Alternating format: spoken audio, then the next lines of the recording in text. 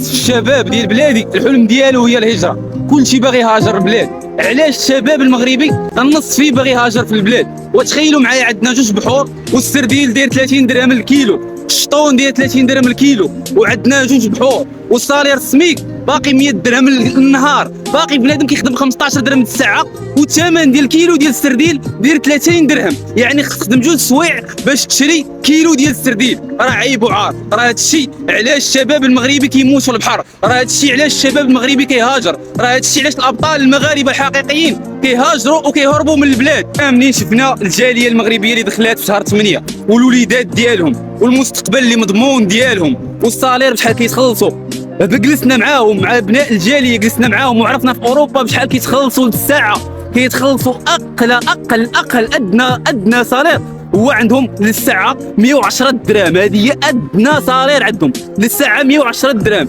اجي حبيبي طلع علينا احنا في المغرب الساعه ب 15 درهم، لا حول ولا قوه. وهاد ال 15 درهم وما بقاش كتجيب حتى نص كيلو ديال السرديل اللي زعما عندنا حنا جوج بحور، عندنا البحر الابيض المتوسط والمحيط الاطلسي، ما بقاش هذيك 15 درهم كتجيبها. الدجاج ولا دير 30 درهم، لا شريتي الدجاجه جوج كيلو 60 درهم، النهار ديال الخدمه مشى. وكيفاش باغيين هاد الشباب يبقى في البلاد؟ كيفاش باغيين هاد الشباب يزيد قدام وكتبقاو عليه جيل فاشل، جيل ما فيدوش، جيل راه نتوما السبب، جيل ماشي فاشل، هذا هو اقوى جيل وهذا هو اللي كيتسمى الجيل الذهبي. وراه غير صابرين، راهم غير صابرين وتيقولوا دابا مزيان وغتقاد الامور ان شاء الله. راه بزاف ديال الشباب كيخدموا غير بصالير السميك، راه خاصكم تنوضوا مع 4 الصباح تشوفوا شحال ديال الشباب اللي خدامين في الشركات وفي المعامل وفي المصانع واللي كيخدموا بحال الروبو، ملي كيدخل ما كيوقفش حتى كيتسالي الساعه ديالو بحال الروبو. وتابعوا البرودكسيون، خصو ما يمرضش، خصو ما يغيبش، خاصو عرفتي. وبشحال خدام ب 2900 درهم الشهر، 2900 درهم الشهر هي الصالير السميك. وكتقول لي ما يفكرش في الهجره؟ هو واحد في اوروبا ما قاري والو، كيمشي كيخدم في الفلاحه كيجيب 700 درهم في النهار اللي حنا كنجيبوها في سيمانه. الترونسبورات اللي كتشوفوا فيهم كاملين هازين الشباب غاديين يخدموا في الشركات. في نظرك هادو شكون اللي هازين الترونسبورات؟ هازين شراب، راه هازين الشباب اللي جون بعمر الزهور وبشواهد عليا، وغادي مساكن غادي يخدموا ب 3000 درهم، غادي مساكن كيخدموا 15 درهم بالساعه، غادي مساكن يضربوا تماره من اللي غيدخل ما غاديش ما يحكش راسو حتى غتسالي الساعه ديالو. تابعوا البرودكسيون، ما خصوش يمرض، ما خصوش يعيا، ما عنده قانون، ما عنده حتى شي حاجه، وبشحال خدام نهار 100 درهم وغادي يجيب حالته مسكين عيان مسخسخ. اقسم بالله الصالير السميك لا ما ولاش 6000 درهم في هذه البلاد السعيده هذه، فكونوا متاكدين باننا ما عمرنا غادي نقدروا نزيدوا لقدام.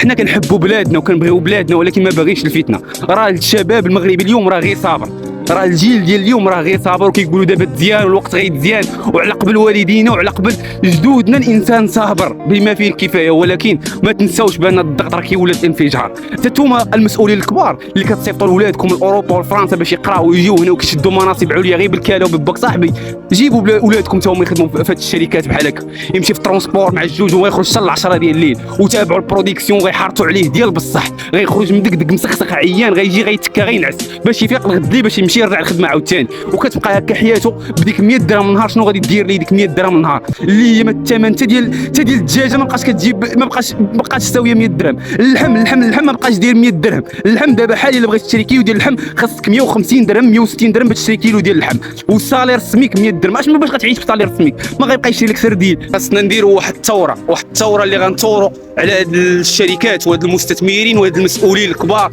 اللي شادين القطاعات بفلوس صحيحه.